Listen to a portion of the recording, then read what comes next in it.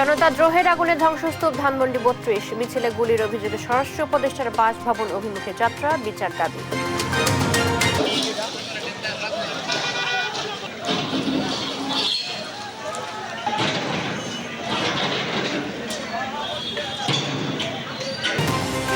সারা দেশে আওয়ামী লীগ কার্যালয়, নেতাদের বাড়িতে ভাঙচুর, অগ্নিসংযোগ, বিক্ষুব্ধ ছাত্র জনতার, ভাঙা হয় মুজিবের মুরারও। নারায়ণগঞ্জের ফতুল্লা থানা স্বেচ্ছাসেবক দলের যুগ্ম আহ্বায়ক হত্যা, নিজ প্রতিষ্ঠানের সামনে ডেকে গুলি করে পালিয়ে যায় 2 যুবক। কেরানীগঞ্জে একরের পর একর কৃষি জমি দখল করছে ঢাকা মডার্ন সিটি, দেদারসে প্লট বিক্রি, মির্জা আজমের আমোদ প্রমোদে আছে পার্ক। এবং আজ বিপিএল এর ফাইনাল, সন্ধ্যায় মিরপুরে ফরচুন বরিশালের প্রতিপক্ষ চিটাগং কিংস, শিরোপা জয়ের প্রত্যাশা উভয়।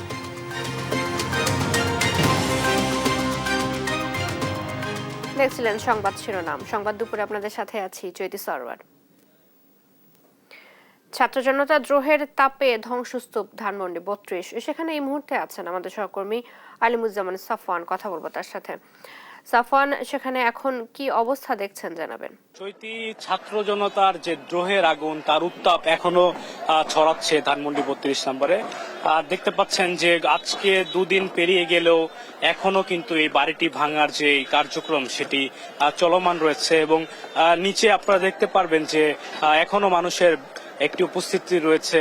তো আজকে যেটি দেখতে পেয়েছি আমরা, যে শুক্রবার ছুটির দিন হওয়াতে অনেকে তাদের পরিবার পরিজন নিয়ে এসেছেন এই বাড়িটির পরিণতি দেখতে, এবং তারা বলছেন যে বাংলাদেশে যে স্বৈরাচার কায়েম করা হয়েছিল তার যে সর্বশেষ পরিণতি, সর্বশেষ চিহ্ন ছিল ঢাকায়, সেটি দেখার জন্য তারা এসেছেন। এবং তারা বলছেন যে এই বাড়িটি ছিল বাংলাদেশের যে স্বৈরাচার কায়েমের যে শুরু, সেটি এখান থেকেই হয়েছিল এবং তার শেষ কিন্তু এই বাড়িটি ভাঙার মধ্য দিয়ে হচ্ছে বলে তারা জানাচ্ছেন।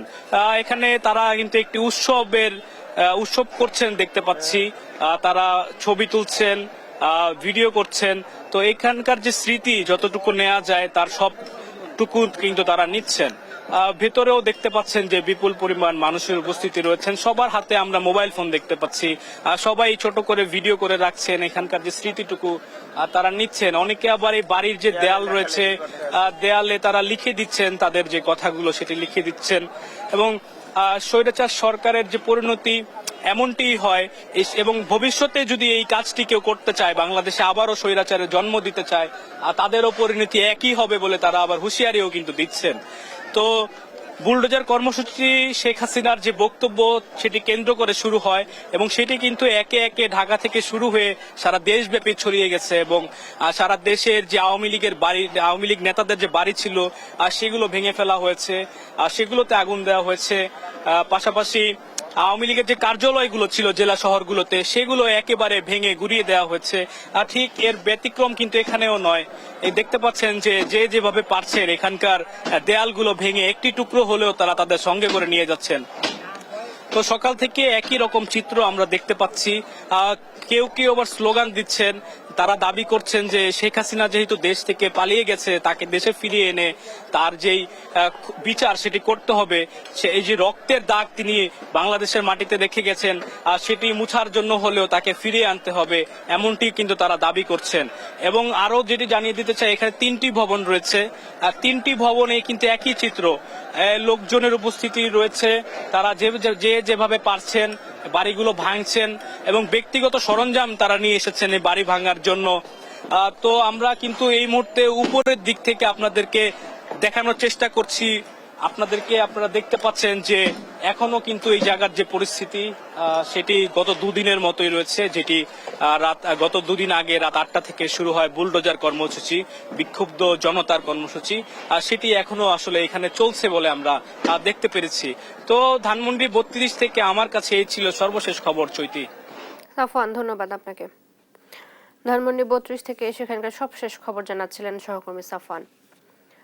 অবৈধ অস্ত্র উদ্ধার ও সন্ত্রাসীদের অবিলম্বে গ্রেপ্তারের দাবিতে স্বরাষ্ট্র উপদেষ্টার বাসভবন মুখে যাত্রা করে যমুনার সামনে অবস্থান নেন বৈষম্য বিরোধী ছাত্র আন্দোলনের অন্যতম সমন্বয়ক হান্নান মাসুদ।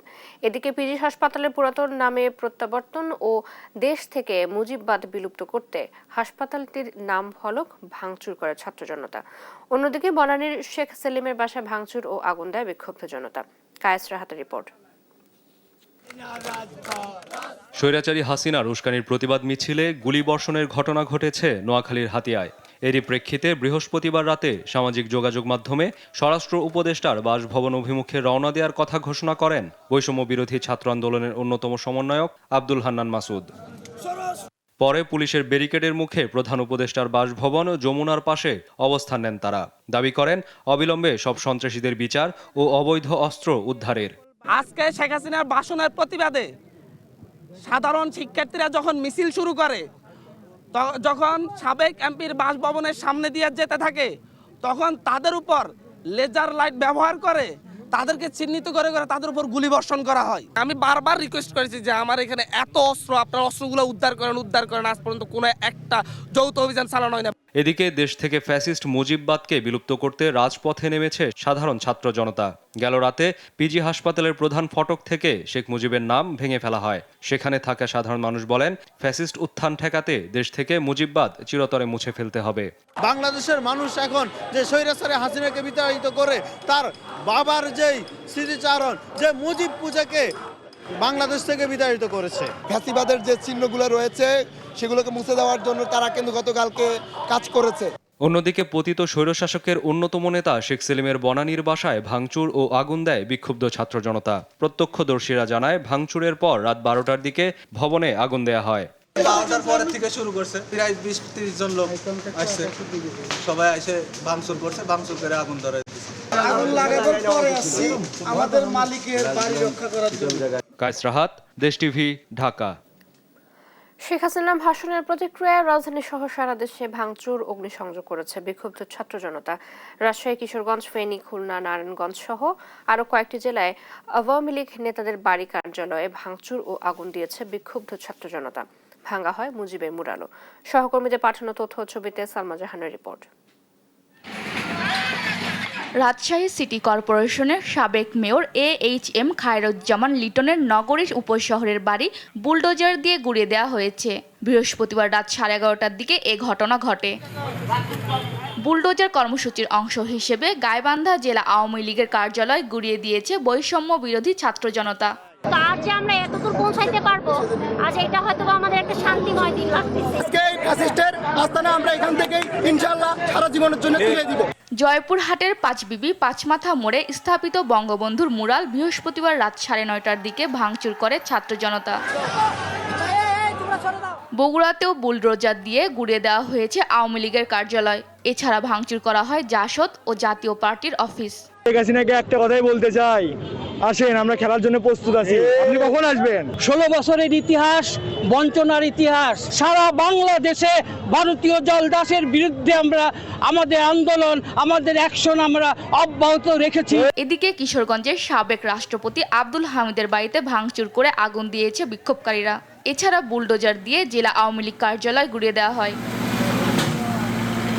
সন্ধ্যার পর থেকে ফেনী 1 আসনের সাবেক এমপি আলাউদ্দিন আহমেদ চৌধুরী নাসিমের বাড়ি, ফেনী 3 আসনের সাবেক এমপি জেনারেল মাসুদ চৌধুরীর বাড়ি ও জেলা আওয়ামী লীগ কার্যালয়ে ভাঙচুর ও আগুন দেয় ছাত্র জনতা।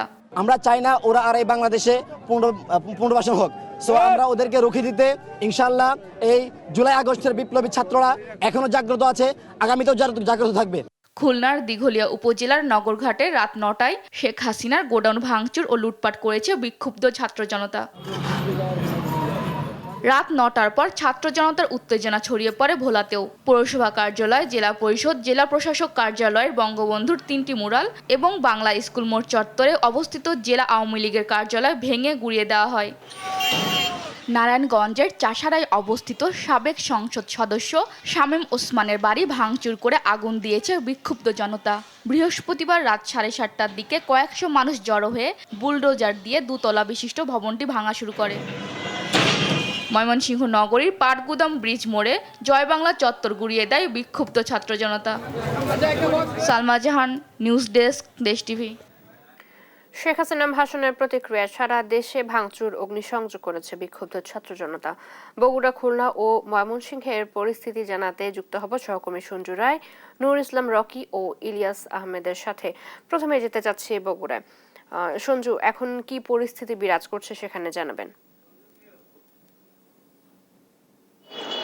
চৈতি, ধানমন্ডি ৩২-এর পর সারা দেশে ফ্যাসিবাদের সকল চিহ্ন মুছে ফেলে দেওয়ার অংশ হিসেবে গতকাল সন্ধ্যার পর থেকে কিন্তু বগুড়া শহরের যে প্রাণকেন্দ্র সাতমাথায়, সেখানে হঠাৎই জড়ো হয়ে যায় শত শত বিক্ষুব্ধ ছাত্র জনতা। শুরুতেই জুডিশিয়াল ম্যাজিস্ট্রেট আদালতের সেখানে শেখ হাসিনার একটি নাম ফলক ছিল, তা কিন্তু মুছে দেওয়ার পরপরই শহরের সাতমাথায় প্রথমে জেলা আওয়ামী লীগের কার্যালয়, এরপর জেলা জাসদ অফিস এবং এরপর কিন্তু জাতীয় পার্টির কার্যালয় ভাঙচুর করা হয় এবং বিক্ষুব্ধ ছাত্র জনতার দাবির মুখে রাত্রে 10:30টার দিকে আনুমানিক বুলডোজার নিয়ে এসে কিন্তু পর্যায়ক্রমে ঘুরিয়ে দেওয়া হয় জেলা আওয়ামী লীগের কার্যালয়। এর পাশে থাকা টাউন ক্লাব, এর পাশেই ছিল জেলা আওয়ামী লীগের এক নেতার ব্যক্তিগত কার্যালয়। তার পরপরই কিন্তু পর্যায়ক্রমে রাত পর্যন্ত চলে জেলা জাসদ অফিস এবং তারপর শহরের কবি নজরুল ইসলাম সড়কে জাতীয় পার্টির কার্যালয় একদম ঘুরিয়ে মাটির সাথে মিশে দেওয়া হয়েছে।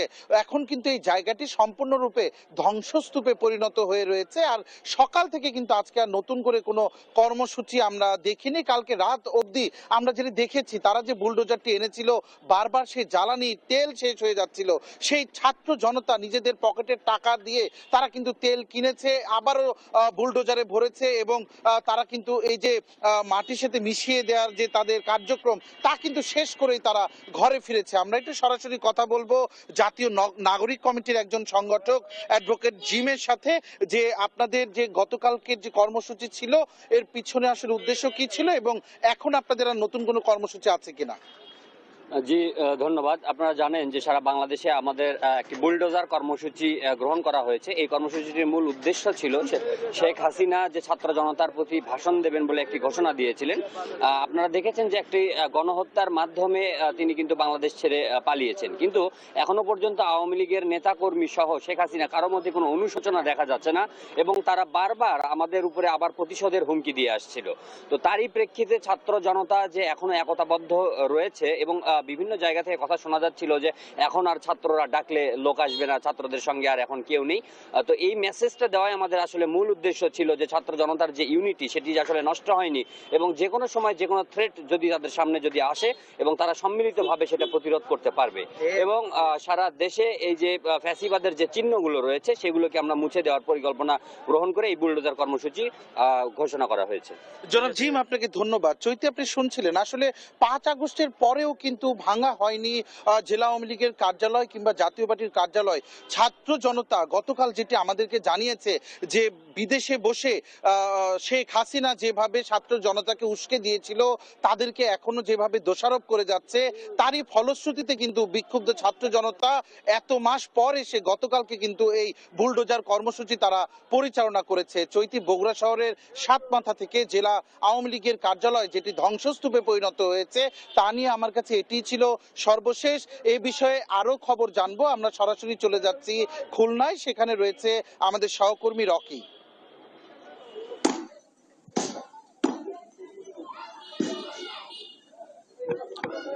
খুলনার শেরেবাংলা রোডের শেখ হাসিনা যে চাচার বাড়ি, শেখ বাড়ি হিসেবে পরিচিত, এই বাড়িটা থেকে কিন্তু গতকাল বুধবার রাত থেকে কিন্তু আসলে ধ্বংস কার্যক্রম শুরু করেছে ছাত্র জনতা। ওই দিন রাতে কিন্তু বুলডোজার সহ এই শেখ বাড়ির যে প্রধান গেট সহ বাউন্ডারি ওয়াল ভেঙে দেওয়া হয়েছে এবং গতকালকে এবং আজকে বিক্ষুব্ধ ছাত্র জনতারা কিন্তু পুরো বাড়িটাই কিন্তু আসলে ভেঙে বাসা থেকে কিন্তু রড, আপনার টাইলস সহ বিভিন্ন যে ধ্বংসস্তূপ সেগুলো কিন্তু নিয়ে যাচ্ছে। পাশাপাশি একটু তথ্য জানিয়ে রাখি যে শেখ হাসিনার পৈতৃক সম্পত্তি হিসেবে দিঘলিয়া উপজেলার যে গোডাউনটা আছে, এই গোডাউনটাও কিন্তু গতকাল রাত্রে বিক্ষুব্ধ ছাত্র জনতারা আসলে হামলা করেছে। 5 আগস্টের পর পলাতক স্বৈরাচারী সরকার প্রধান দেশের বাইরে থেকে বুধবার রাতে যে অনলাইনে বক্তব্য দিয়েছে, এই বক্তব্যের পরেই কিন্তু সারা দেশের মতো খুলনায়ও কিন্তু উত্তাল অবস্থা শুরু হয়েছে এবং বিক্ষিপ্তভাবে খুলনার ছাত্র জনতারা কিন্তু শেখ বাড়ি, শেখ হাসিনার গোডাউন সহ বিভিন্ন বিশ্ববিদ্যালয় সহ যেসব জায়গায় বঙ্গবন্ধুর মুরাল রয়েছে, এই মুরালগুলোতে কিন্তু তারা আসলে ধ্বংস কার্যক্রম করেছে এবং তারা এই চিহ্নগুলোকে তারা একদম নিঃশেষ করে দিয়েছে। আমরা একটু বলে রাখি যে আমরা এখানে যারা বিক্ষুব্ধ জনতা তাদের সাথে কথা বলেছি, তারা আমাদেরকে যেটি জানিয়েছে যে পলাতক থেকে প্রধানমন্ত্রী সাবেক শেখ হাসিনা উনি যেটি আসলে বলতে চাচ্ছেন এর সাথে বর্তমান দেশের মানুষ আসলে একমত না, সহমত না, যার কারণে তারা কিন্তু বিক্ষুব্ধ হয়ে আসলে এই ধ্বংস কার্যক্রম করেছে। পাশাপাশি কিন্তু খুলনার কয়েকজন আওয়ামী লীগ নেতার বাসায় কিন্তু গতকাল রাতে অগ্নিসংযোগের ঘটনা ঘটেছে বলে আমরা জানতে পেরেছি। আমরা আরেকটু বলে রাখতে চাই যে এই শেখ বাড়ির কিন্তু এখন পুরোপুরি ধ্বংস কার্যক্রম চলছে এবং এখানে কিন্তু এখন শুধু ইটি দেখা যাচ্ছে এবং বিচ্ছিন্নভাবে কিন্তু এখানকার থেকে লোকজন এগুলা নিয়ে যাচ্ছে এবং অনেক ভাঙাড়ির লোকজন আমরা এখানে দেখতে পাচ্ছি, তারা এসে কিন্তু ট্রলি ভ্যান এসে করে কিন্তু এখানকার থেকে রড বা ইটের যে ধ্বংসাবশেষ আছে সেগুলো নিয়ে যাচ্ছে। খুলনা থেকে এটা ছিল সর্বশেষ সংবাদ। আমরা এখন চলে যাচ্ছি ময়মনসিংহে আমাদের সহকর্মী ইলিয়াসের কাছে, সেখান থেকে বিস্তারিত জানবো। গত 2 দিন ধরে কিন্তু সারা দেশের ন্যায় ময়মনসিংহেও বিভিন্ন স্থাপনা ভাঙচুর করা হচ্ছে। অর্থাৎ আমরা দেখেছি যে গতকাল রাতেও কিন্তু ময়মনসিংহ নগরীর পাটগুদাম ব্রিজ মোড়ে জয় বাংলা চত্বর, অর্থাৎ আমি সেখানেই দাঁড়িয়ে আছি, সেই চত্বরটি কিন্তু ভাঙচুর করা হয়েছে। বিক্ষুব্ধ ছাত্র জনতা তারা সেখানে কিন্তু ভাঙচুর চলায়। অর্থাৎ গতকাল সন্ধ্যা 7টা থেকে ভাঙচুর শুরু হয়ে কিন্তু রাত 2টা পর্যন্ত সেখানে ভাঙচুর করা হয়। তারপর কিন্তু টোল প্লাজা অর্থাৎ পাটগুদাম ব্রিজের যে টোল প্লাজা রয়েছে সেই টোল প্লাজাতেও কিন্তু ব্যাপক ভাঙচুর করা হয়। অর্থাৎ এছাড়াও ময়মনসিংহের ঈশ্বরগঞ্জ উপজেলায় বঙ্গবন্ধু মোরালে কিন্তু ভাঙচুর করা হয়েছে। অর্থাৎ সাধারণ বিক্ষুব্ধ ছাত্র জনতা তারা সেই ভাঙচুর চালিয়েছে এবং 2টি বুলডোজার দিয়ে কিন্তু সেই ভাঙচুর কার্যক্রম সম্পূর্ণ করা হয়েছে এবং তারা বলছেন যে শেখ হাসিনার বক্তব্যের প্রতিবাদেই কিন্তু সারা দেশে সাধারণ ছাত্র জনতা জেগে উঠেছে এবং তারা কিন্তু সেই ভাঙচুর চালিয়ে যাচ্ছে এবং তাদের যে কার্যক্রম সেটি কিন্তু আরো অব্যাহত থাকবে, সেই বিষয়টি কিন্তু তারা জানিয়েছেন। আমরা যদি একটু যুক্ত হতে চাই, মহানগর বৈষম্য বিরোধী ছাত্র আন্দোলনের সদস্য সচিব রয়েছেন আমার সঙ্গে, আল নূর মোহাম্মদ আয়াস, জানতে চাই কেন কি কারণে কারা এইসব ভাঙচুর চালিয়েছে।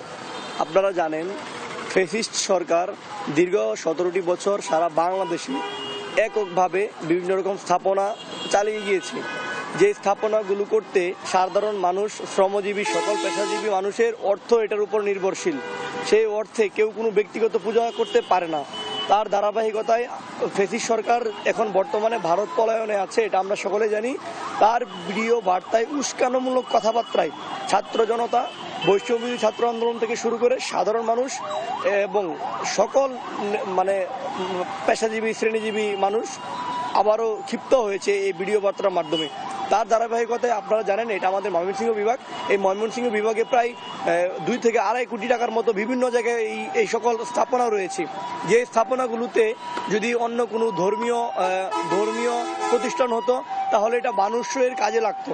তো তার ধারাবাহিকতায় গতকালকে বৈষম্যবিরোধী ছাত্র আন্দোলনের পক্ষ থেকে ময়মনসিংহ মহানগর ও জেলা কমিটির উদ্যোগে এবং সাধারণ শিক্ষার্থীর উদ্যোগে এবং সাধারণ মানুষের উদ্যোগে গতকালকে রাত 7টা থেকে শুরু করে আপনার রাত 2টা পর্যন্ত ভাঙচুর চলমান আছে। এবং আমরা জানি এই ময়মনসিংহ শহরের বিভিন্ন জায়গায় বিভিন্ন রকম স্মৃতি স্থাপকগুলো আছে, সেগুলো আমরা ঘুরিয়ে দিয়েছি এবং ভবিষ্যতে যদি কোনো ফ্যাসিস্ট সরকার এই ধরনের উদ্যোগ না নিতে পারে তার জন্য আমাদের এই অবস্থান এবং আমরা তাদেরকে বলে দিতে চাই ভবিষ্যতে যেন এই ধরনের স্থাপনা না করা হয়। এবং ধন্যবাদ। তিনি বলছিলেন যে তাদের বৈষম্য বিরোধী ছাত্র নেতৃবৃন্দ বলছিলেন যে যদি কোনো কারণে আরও উস্কানি আসে তাহলে তাদের যে এই ভাঙচুর কার্যক্রম সেটি কিন্তু আরও অব্যাহত থাকবে। অর্থাৎ আমি যে জায়গাটিতে রয়েছি সেটি কিন্তু জয় বাংলা চত্বর ছিল, সেটিকে গতকাল ঘুরিয়ে দেওয়া হয়েছে। আজকে কিন্তু উৎসব জনতা সেইগুলোর যে বিভিন্ন অংশ রয়েছে সেগুলো কিন্তু তারা যে যার মতো করে নিয়ে যাচ্ছেন। অর্থাৎ এই স্থাপনাটি নির্মাণ করতে প্রায় 1.5 কোটি টাকা খরচ হয়েছিল। এরকম অনেকগুলো স্থাপনায় রয়েছে যেগুলো কিন্তু বৈষম্য বিরোধী ছাত্র আন্দোলন সহ সাধারণ ছাত্র জনতা কিন্তু সেগুলো ঘুরিয়ে দিয়েছেন। এই ছিল আমার কাছে ময়মনসিংহ থেকে সর্বশেষ। ইলিয়াস, ধন্যবাদ আপনাকে। শেখ হাসিনা ভাষণের প্রতিক্রিয়া সারা দেশে ভাঙচুর ও অগ্নিসংযোগ করেছে ছাত্র জনতা এবং এই বিষয়ে জানাতে ঢাকার বাইরে থেকে যুক্ত ছিলেন আমাদের সহকর্মীরা। অমর একুশে বইমেলার প্রথম শিশু প্রহর আজ, আর বাংলা একাডেমির ভবন চত্বরে হয়েছে চিত্রাঙ্কন প্রতিযোগিতাও। এই মুহূর্তে মেলা প্রাঙ্গণে আছেন আমাদের সহকর্মী আপন অপু, কথা বলবো তার সাথে। অপু, মেলায় শিশুদের সমাগম কেমন দেখছেন? এই শিশু প্রহর কয়টা নাগাদ চলবে? চৈতি, আমি এই মুহূর্তে রয়েছি অমর একুশে বইমেলার সোহরাওয়ার্দী উদ্যান অংশের শিশু চত্বরে। আজ অমর একুশে বইমেলার প্রথম শিশু প্রহর শুরু হয়েছে বেলা 11টা থেকে। এই শিশু প্রহর শেষ হবে বেলা 1টা বাজে, কিন্তু অনবরতভাবে মেলা চলবে রাত 9টা পর্যন্ত এবং রাত 8টা পর্যন্ত মেলায় ঢোকা যাবে। আজকে বইমেলায় শিশু প্রহর শুরুর আগেই অমর একুশে বইমেলার বাংলা একাডেমি প্রাঙ্গণে ছিল বিভিন্ন আয়োজন। শিশুদের শিশু প্রহর ঘিরে ছিল চিত্রাঙ্কন প্রতিযোগিতা, ছিল আবৃত্তি প্রতিযোগিতার পরেই এখানে বেলা 11টায় খুলে দেওয়া হয় অমর একুশে বইমেলার গেট, এবং এরপর থেকেই মেলায় প্রবেশ করতে থাকে শিশুদের সঙ্গে এসেছে শিশুদের অভিভাবকরাও। আমরা দেখেছি শিশুরা মেলায় খুবই আনন্দের সঙ্গে ঘুরে ঘুরে বই দেখছে, পছন্দের বই কিনছে, এবং তারা আমাদেরকে যেটা জানিয়েছে তারা এবার সবচেয়ে বেশি মিস করছে হচ্ছে হালুম টুকটুকিকে, অর্থাৎ সিসিমপুরকে। তারা সবসময় মেলায় এসে সিসিমপুরের বন্ধুদের সঙ্গে তারা আড্ডা দেয়, খুনসুটি করে। তারা এবারও সেই প্রত্যাশা নিয়ে এসেছিল যে এবারও সিসিমপুরের বন্ধুদের সঙ্গে তারা সময় কাটাবে, আনন্দ উপভোগ করবে, কিন্তু তারা তেমনটি এবার না পেয়ে দুঃখ প্রকাশ করেছে এবং তারা অনেকটাই হতাশার কথা জানিয়েছে। আমরা এই মুহূর্তে আমার সঙ্গে রয়েছেন একজন লেখক, শিশু সাহিত্যিক ইমরুল ইউসুফ। আমরা এই মুহূর্তে একটু কথা বলবো তার সঙ্গে। ইমরুল ভাই, কেমন আছেন? জি, খুব ভালো আছি। বইয়ের সঙ্গে আছি, ভালো না থেকে তো আর পারা যায় না। অনেক ভালো আছি। এবারের মেলা কেমন দেখছেন? এবারের মেলা তো খুবই ছিমছাম, খুব আনন্দদায়ক, এবং বাংলাদেশের নতুন যে বাংলাদেশের বিনির্মাণের যে স্বপ্ন নিয়ে যে ছাত্ররা আত্মহত্যা দিয়েছিল, তাদের যে প্রভাব সেটার কিন্তু পরতে পাতায় পাতায় রয়েছে। এবং শুধু তাই নয়, এখানে মেলা প্রাঙ্গণে ঢোকার শুরুতে এবং মেলা প্রাঙ্গণের মধ্যেও কিন্তু সেটা একটা ছাপ রয়েছে। শুধু তাই না, এখানে যে সমস্ত বইগুলো প্রকাশিত হচ্ছে তার মধ্যে অনেক একটা অংশ কিন্তু রয়েছে জুলাই বিপ্লবের কাহিনী। মানে সবকিছু মিলিয়ে এবার বইমেলাটা অন্যবারের চেয়ে একেবারেই ব্যতিক্রম। এবার মেলায় আপনি ছোটদের জন্য কি বই এনেছেন? এবার ছোটদের জন্য আমার ইতিমধ্যে 2টি বই এসেছে। এই মুহূর্তে আমার হাতে একটি বই আছে, শিশুদের কত বই শত বই। এই বইটা কিডস কারাভান থেকে বেরিয়েছে। এই বইটা বিভিন্ন সময়ে 110টি শিশুদের বইয়ের আলোচনা আমি করেছিলাম, সেইটারই একটা সংকলন। এটা কিডস কারাভান থেকে বেরিয়েছে। আর একটা বেরিয়েছে পাঞ্জেরি থেকে, ক্যাম্পাস অনুকাব্য। এটা ছোট ছোট ছড়া দিয়ে এটা করা হয়েছে, এবং আরো কিছু বই এখানে আগামীতে প্রকাশিত হবে। ধন্যবাদ আপনাকে। এই চৈতি, আমরা শুনছিলাম শিশু সাহিত্যিক ইমরুল ইউসুফের কথা। তিনি জানিয়েছেন এবারের মেলাটা একটু ব্যতিক্রম এবং অন্যবারের চেয়ে একটু অন্যরকম। এবার মেলায় গণ অভ্যুত্থানের একটা ছাপ রয়েছে মেলার পরতে, এবং মেলার শিশু চত্বরে আমরা তেমনটা দেখেছি। চিত্রাঙ্কন প্রতিযোগিতায় আমরা দেখেছি শিশুরা এই যে অঙ্কন করছে, তাতেও গণ অভ্যুত্থানের ছাপ ছিল, শহীদ আবু সাইদের ছবি। অপু, ধন্যবাদ আপনাকে। দেশের চলমান পরিস্থিতির ওপর নিয়ন্ত্রণ প্রতিষ্ঠা করতে অন্তর্বর্তী সরকারের প্রতি আহ্বান জানিয়েছে বিএনপি। কঠোরভাবে আইন শৃঙ্খলা প্রতিষ্ঠা করে রাষ্ট্র ও সরকারের ভূমিকা দৃশ্যমান করা এখন সময়ের দাবি বলে মনে করে দলটি। বৃহস্পতিবার রাতে বিএনপির সিনিয়র যুগ্ম মহাসচিব রুহুল কবির রিজভীর স্বাক্ষর করা এক সংবাদ বিজ্ঞপ্তিতে এসব কথা বলা হয়। বিএনপির আশঙ্কা, একটি সরকার বহাল থাকা অবস্থায় জনগণ এভাবে নিজের হাতে আইন তুলে নিলে দেশে বিদেশে সরকারের ভাবমূর্তি ক্ষুণ্ণ হতে পারে। যথাশীঘ্রই সম্ভব একটি নির্বাচিত রাজনৈতিক সরকার প্রতিষ্ঠা করাই এখন সর্বোচ্চ অগ্রাধিকার বলে মনে করছে দলটি।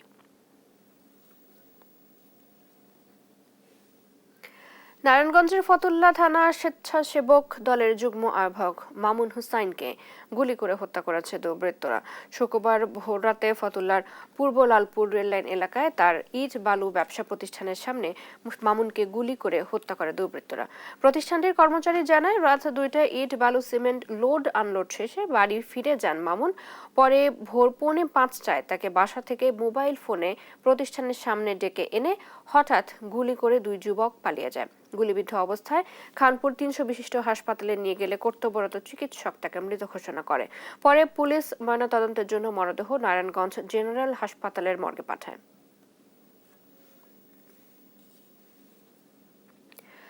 স্বৈরাচারের প্রতিমন্ত্রী মির্জা আজমের আবাসন কোম্পানি ঢাকা মডার্ন সিটির নেই কোনো অনুমোদন। ক্ষমতার অপব্যবহার করে দেদারসে জমি দখল করে চলছে প্লট বিক্রি। অবৈধভাবে একরের পর একর ভরছে ফসলি জমি। ভূমিহীন হচ্ছে কৃষক, বিরান হচ্ছে ফসলি ক্ষেত। কেরানীগঞ্জের বেলনায় মির্জা আজমের আমোদ প্রমোদের জন্য পার্ক বানালেও সেটিরও নেওয়া হয়নি কোনো অনুমোদন। আবাসন কোম্পানির প্রতারণা ধারাবাহিকের আজ দ্বিতীয় পর্ব।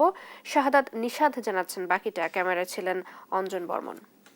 সে যেহেতু আত্মীয়তার খাতিরে তার ভগ্নিপতির ব্যবসা, সেখানে কোনো কেউ হস্তক্ষেপ না করে, এটা তার ধরেন আওয়ামী লীগকে বলে গেছে।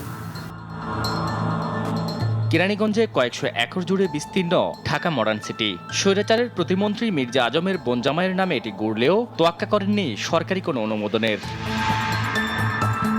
বেসরকারিভাবে কোনো আবাসিক প্রকল্প নিতে হলে রাজুক থেকে নকশা সহ অনুমোদন নেয়ার বাধ্যবাধকতা থাকলেও সেই অনুমোদন নেই ঢাকা মডার্ন সিটির। ফলে প্লট বিক্রি বন্ধে মডার্ন সিটি ও স্থানীয় প্রশাসনকে চিঠি দেয় রাজধানী উন্নয়ন কর্তৃপক্ষ রাজুক। একই সাথে সাইনবোর্ড টানিয়ে বিজ্ঞাপন দিতে পারবে না বলেও নিষেধাজ্ঞা দেয় রাজুক। কিন্তু সেই নীতিরও তোয়াক্কা করেননি ঢাকা মডার্ন সিটি। এখনো মাইলের পর মাইল সাইনবোর্ড টানিয়ে প্লট বিক্রি করছে মডার্ন সিটি। আবাসন প্রকল্প ব্যবসায় জাতীয় গৃহায়ণ কর্তৃপক্ষের ছাড়পত্র প্রয়োজন হলেও সরকারি এই আইনের তোয়াক্কা না করেই আওয়ামী লীগের প্রভাব খাটিয়ে হাউজিং ব্যবসা করছে ঢাকা মডার্ন সিটি। এখানেই শেষ নয়, পরিবেশ অধিদপ্তর থেকেও তাদের নেই কোনো ছাড়পত্র। সরজমিনে দেখা যায় বড় বড় সাইনবোর্ড টানানো ঢাকা মডার্ন সিটির। একই সাথে মাইলের পর মাইল ফসলি জমিও অবৈধভাবে বালু উত্তোলন করে ঢাকা মডার্ন সিটি, সরকারি আইনে যা পুরোপুরি অবৈধ। শুধু তাই নয়, real estate and housing association of Bangladesh রিহাবের সদস্যও নয় এই হাউজিং কোম্পানি। মূলত এই ক্ষমতার উৎস মির্জা আজম। আওয়ামী লীগের বিভিন্ন কর্মসূচিতেও সক্রিয় এই প্রতিষ্ঠানটি। এ নিয়ে ঢাকা মডার্ন সিটির কার্যালয়ে দেশ টিভি। সেখানে গিয়ে কথা হয় ঢাকা মডার্ন সিটির ম্যানেজিং ডিরেক্টরের সাথে। সরকারের কোনো অনুমোদন ছাড়া কিভাবে তারা এই হাউজিং ব্যবসা করছে সেই প্রশ্ন করা হলেও তার কোনো সদুত্তর দিতে পারেননি মডার্ন সিটির এই মুখপাত্র। আমরা ওখানে ল্যান্ড বিজনেস বলতে যেটা বোঝাচ্ছি, ওখানে হাউজিং হিসাবে আমরা যাই না, যেহেতু আমাদের নিজস্ব জমি নাই, এই জন্য রাজুক আমাদেরকে এখনো কোনো ধরনের অনুমোদন দেয় না। প্রকাশ্যে হাউজিং কোম্পানি খুলে ব্যবসা করলেও সাংবাদিকদের সামনে উল্টে যায় সুর। বলেন ঢাকা মডার্ন সিটি তাদের কোনো আবাসন প্রকল্পই নয়। মূলত আমরা একটা মিডিয়া বলতে পারেন, যারা ল্যান্ড ওনার তাদের থেকে কিনে সরাসরি বিক্রি করে দেয়। এক পর্যায়ে স্বীকার করতে বাধ্য হন অনুমোদন না থাকার বিষয়ে। নিয়ম অনুযায়ী অবৈধ, তবে আমরা চেষ্টা করতেছি রাজুকের অনুমোদন নেওয়ার জন্য, সোসাইটি বেসড যে অনুমোদন নেওয়া সেটার জন্য। এবং এটা একজন টাউন প্ল্যানারের সাথে আমরা কথা বলতেছি যে সোসাইটি বেসড যেহেতু অনুমোদনটা ইজিলি দেয় রাজুক, সেইভাবে কিভাবে তাড়াতাড়ি এটা করা যায়। অনুমোদনহীন এই হাউজিং একদিকে যেমন সরকারের রাজস্ব ফাঁকি দিচ্ছে, অন্যদিকে প্লট ক্রেতাদের ঝুঁকিও রয়েছে অনেক বেশি। শাহাদাত নিশাদ, দেশ টিভি, ঢাকা।